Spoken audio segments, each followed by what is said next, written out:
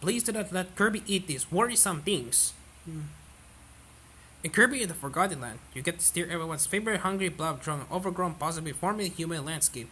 More importantly, drunk, you get to eat all sorts of crazy things, like cars, if you can dream it.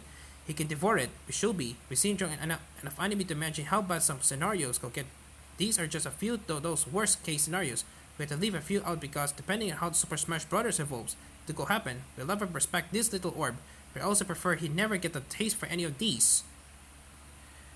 Ideon, we talked plenty in the past about Space Runaway Ideon, Yoshiyuki Tomino's universe rating sci-fi epic.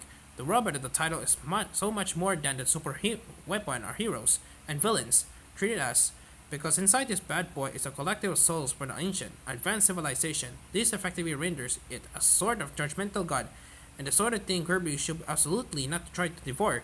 See, Ideon rigs the people's behavior, and makes collective level decisions based on it. And listen, Curb's a sweet kid. We didn't even like the idea of ID having ID's power. If a little body got emotionally overwhelmed, who knows what will happen? The dwarf and the flask. What happens when Kirby divorces an immensely intelligent board and jealous homunculus? We didn't know and deal what we'll never find out. The dwarf and the flask is a whole lot of power without a whole lot of mobility, and that's how a lot of the problems in Fullmetal Alchemist began. Now imagine an innocent little blob absorbing all that knowledge, along with whatever else got thrown in when the homunculus was made. Heck, come to that, we can even be sure that Kirby will be steering if this happened. Could the homunculus simply take over from the inside? Are you now imagining those dramatic scenes from Brotherhood as play out by Kirby? I hope you are.